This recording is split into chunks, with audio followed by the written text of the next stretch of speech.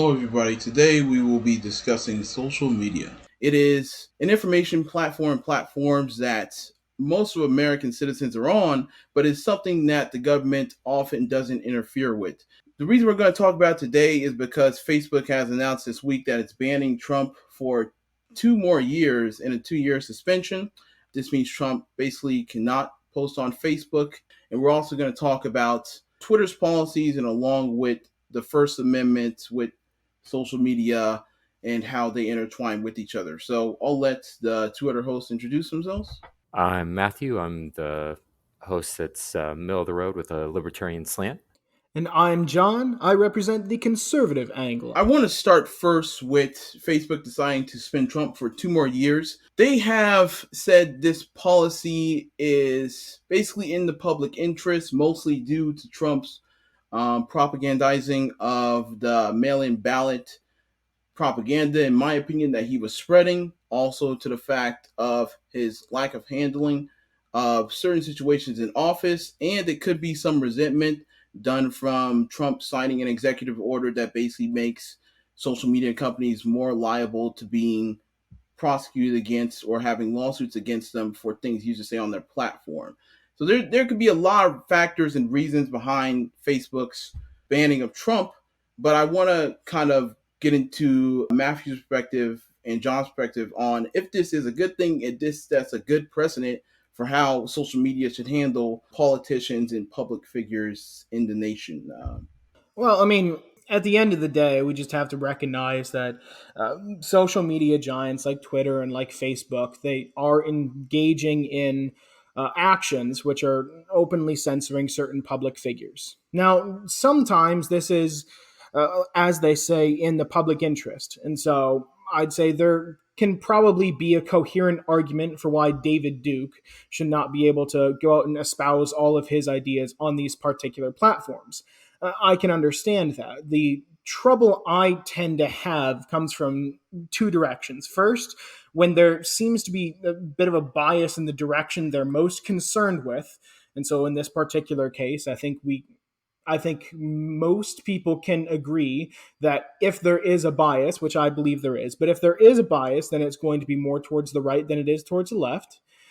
And further than that, I think there are also times when these platforms are not, they will claim that they are doing things in the public interest when in fact they are simply going after particular brands of speech that they find inconvenient or wrong. And I think you can find the perfect example in how far many of these platforms went to try and bury the theories about COVID 19 emerging from a lab instead of from a natural origin.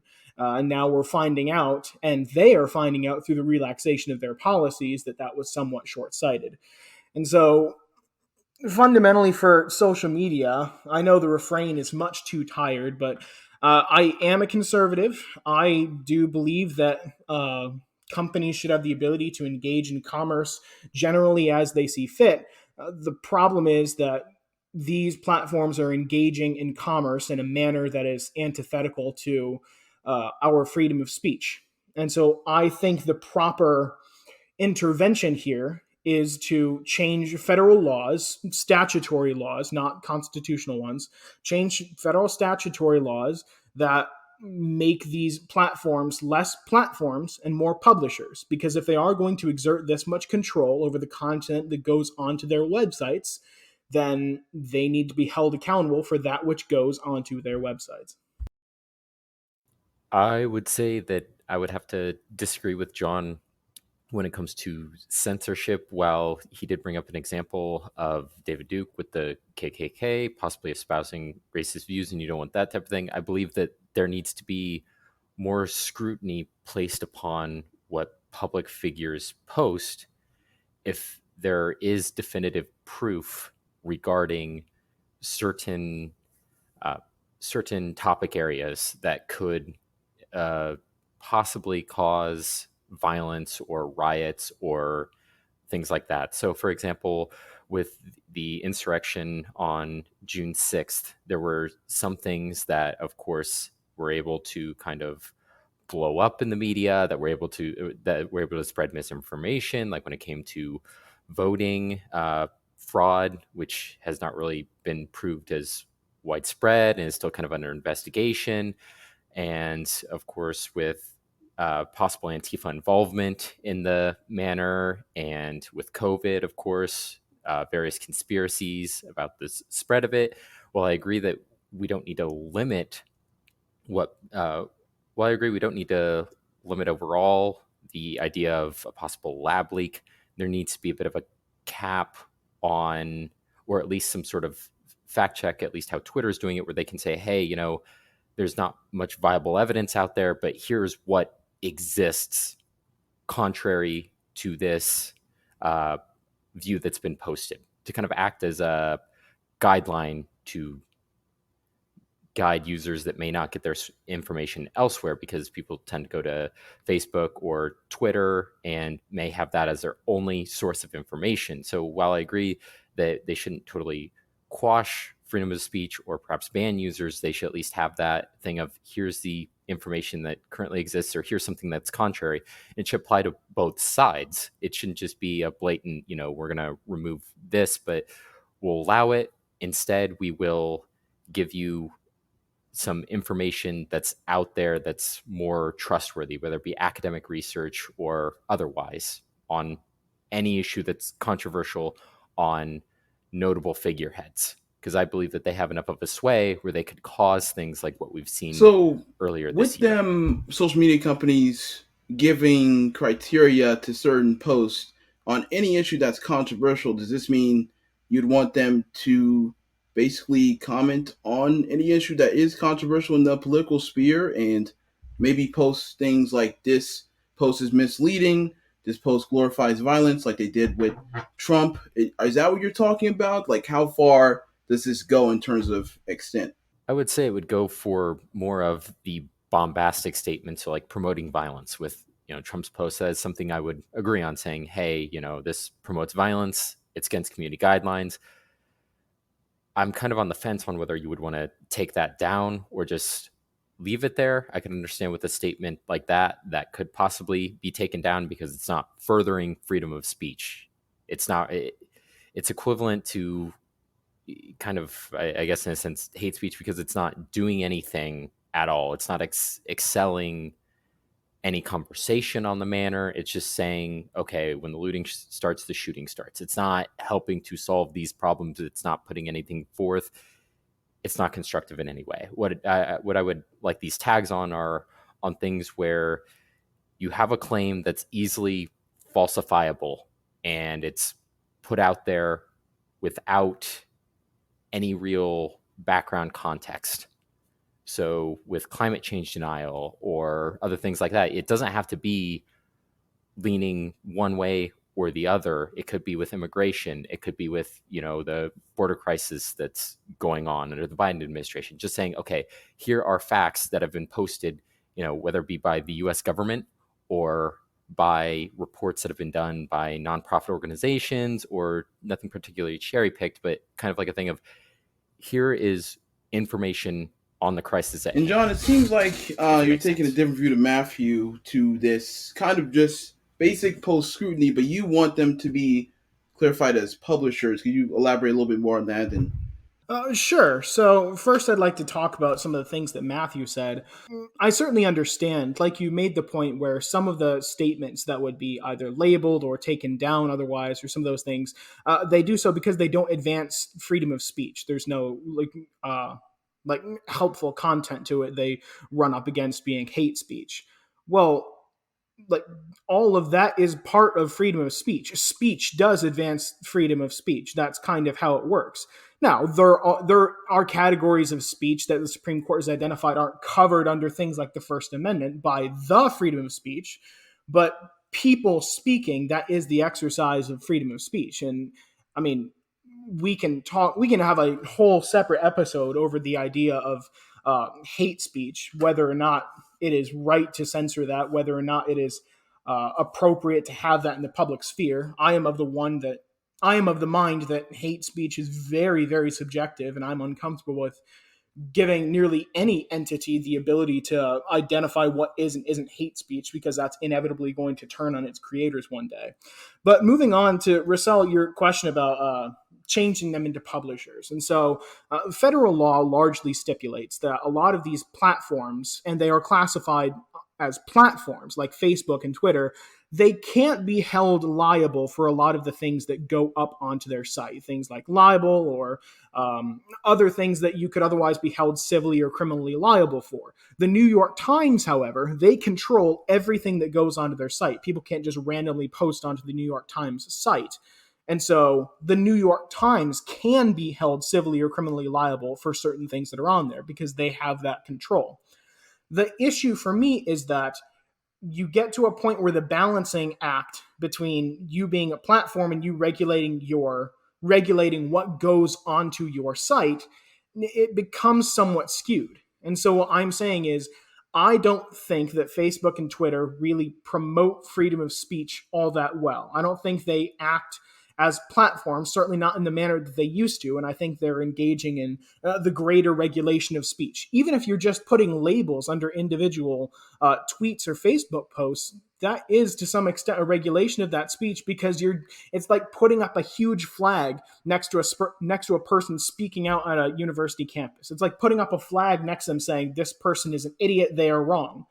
I mean, certainly that's probably legal, but that doesn't create an area conducive to the freedom of speech. So what I'm proposing is, as long as they are going to continue regulating the content on their sites to this point, we should start rolling back the platform protections, or maybe reclassifying them.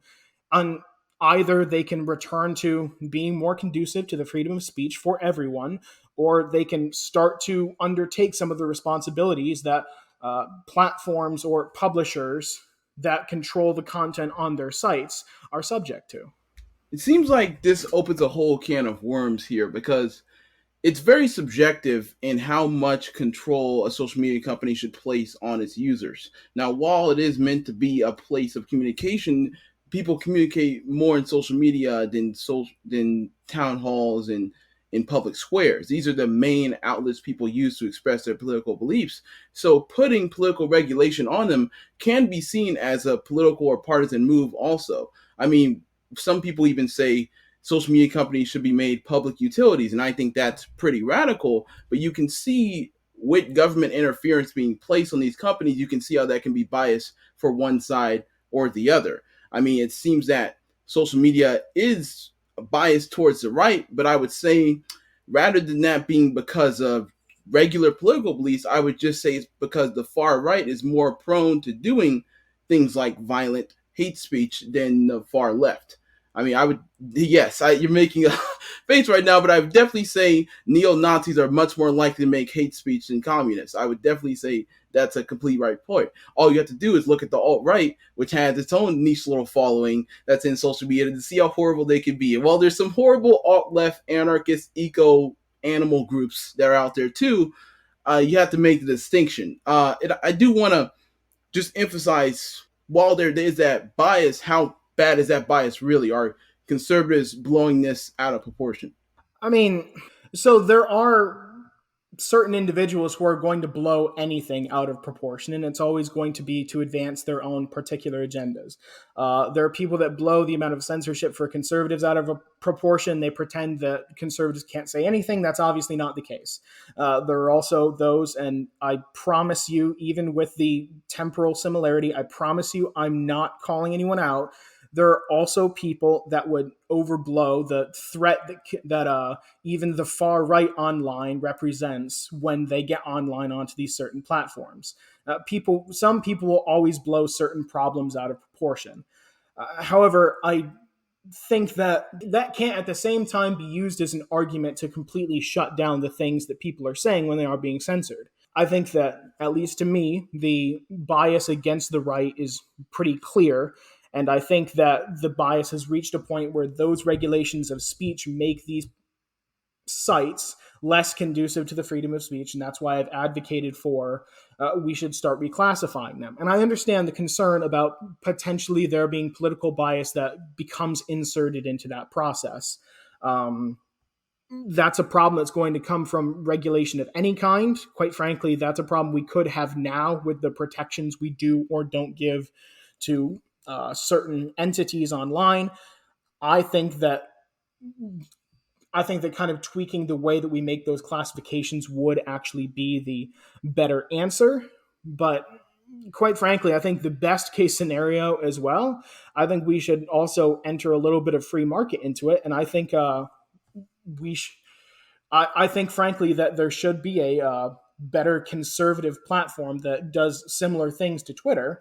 But I really do think that there should be another better version of it, more conducive to the freedom of speech, as well as with certain regulatory changes that make the platforms we have now either more conducive to the freedom of speech or more closely regulated, like those things they seem to be acting like. I was gonna say they already have a conservative form of Twitter, if I recall correctly. It's called Parler, and it went offline briefly and then came back up after the insurrection because they were going to look into that and kind of shut it down because that's where they believe most people who had conducted plans at the that the Capitol building had convened to come up with plans and talk about future plans. So I believe that there is, an aspect to censoring that's very important, because with the internet and the rise of the spread of information, there's also the rise of the spread of misinformation. And while I agree there's no reason to totally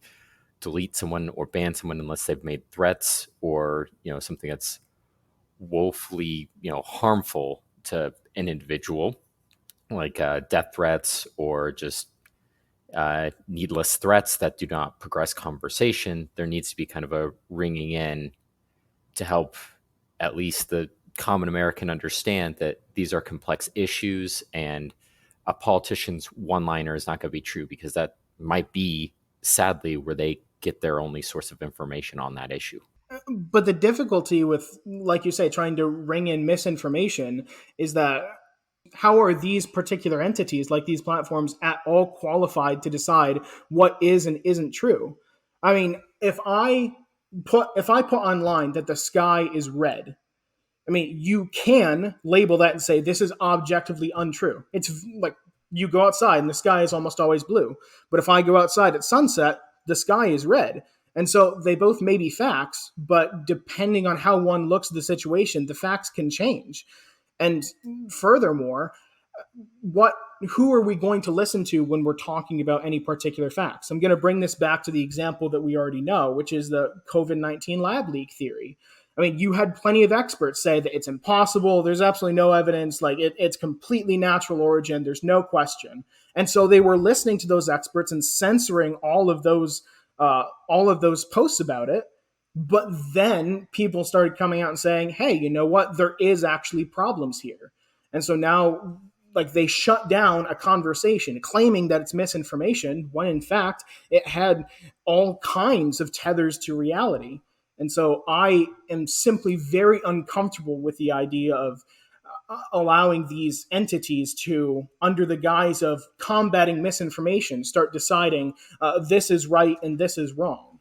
So I guess that would be one problem there, and that's a good thing to criticize of what is objectively true or false, but I don't think that would be an end goal of it. It would be something along the lines of, here is something that is a verified source of information on the subject, and maybe with things that aren't quite out yet, it would help to post that, hey, as of now, there's not really any verifiable sources on XYZ. So, for example, with the COVID lab leak hypothesis, I will admit they messed that up by totally covering it up, but maybe they should say, as of now, there's no verifiable information to confirm, this claim. That doesn't mean it's absolutely false. Maybe there can be levels to it, something in development versus something that's been proven wrong, like the anti-vax movement, because think of them spreading all their misinformation and trying to make claims, and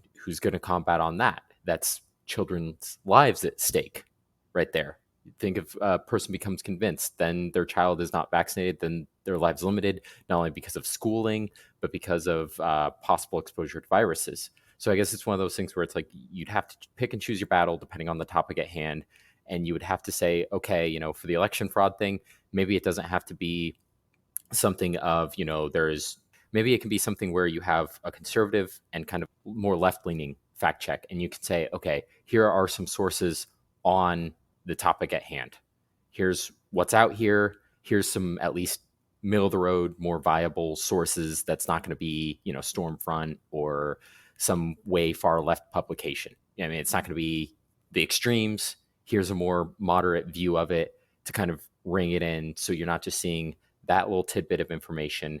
Now, I agree with what John's saying about how these social media companies really aren't qualified to be handing out fact checking information in many cases. Usually, what Twitter will do is they'll refer the user to news articles rather than academic publishings, because academic publishings, people don't really read them, in all honesty. And I would say, too, like to the point Matthew make of you have to pick and choose your battles, I think that's really true, because people would get desensitized to this if this gets out of control. If on every other post I see Twitter fact checking it, saying it's misinformation or slightly misleading, or maybe you see the other side, then I start giving less credence to that. Also, I disagree with the point that, like, say it's a conservative posting and Twitter or Facebook should show liberal giving a different view. I don't think that's a media company being objective.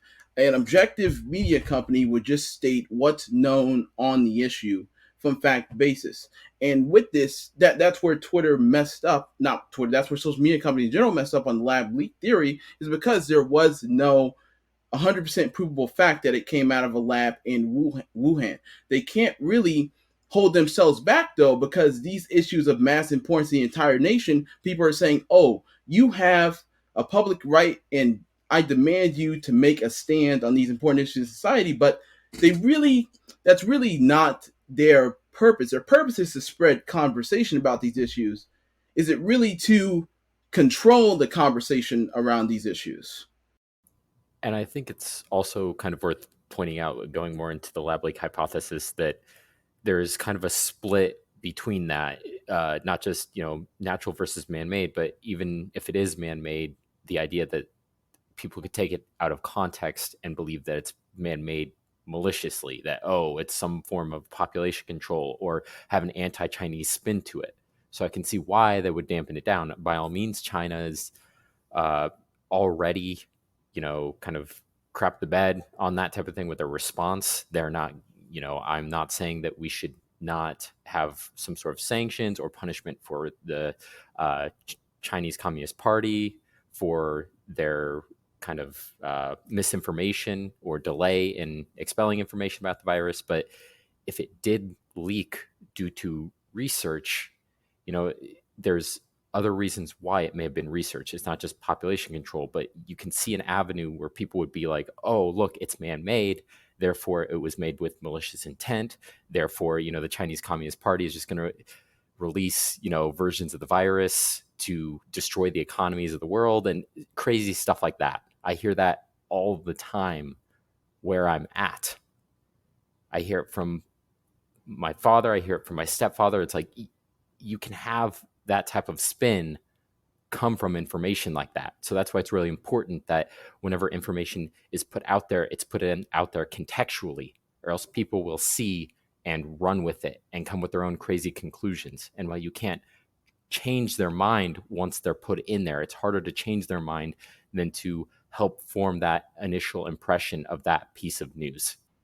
But why would I trust these entities to be the ones to provide context? Because I think you'll agree with me, if you provide context for any given statement, the manner in which you provide that context can affect the way that people see that statement, or whether or not people give any credit to it, whether or not it's credible. And so my concern simply comes back to, I am uncomfortable with immensely powerful, unelected, unaccountable technocrats being the ones that decide, this is misinformation. This is just a crazy conspiracy theory. Oh, but this is credible because this comes from this source. This source isn't credible. I don't like the idea of the massive social media companies that have an immense amount of power having that much control over the places that have become very, very popular places for speech. And that's why I'm still advocating. I think that if these entities, if these what are now classified as platforms aren't conducive to the freedom of speech, then the regulations they're under should change until they either are and then can benefit from protections that we give them, or if they aren't, then they need to be treated like entities that are regulating the freedom of speech, not ones that are making it better. I think if you have a set position or opinion on social media's influence and the impact it should have on society, that takes an understanding of how communication in society in general works. And with that, I mean, I hope we kind of described well sort of our beliefs on the issue, but also I encourage all listeners to do their own research on the platforms they probably post on every day. Please, leave some feedback on iTunes if you want to have some information on how we can improve or topics you want us to discuss. And we will be signing out. Thank you.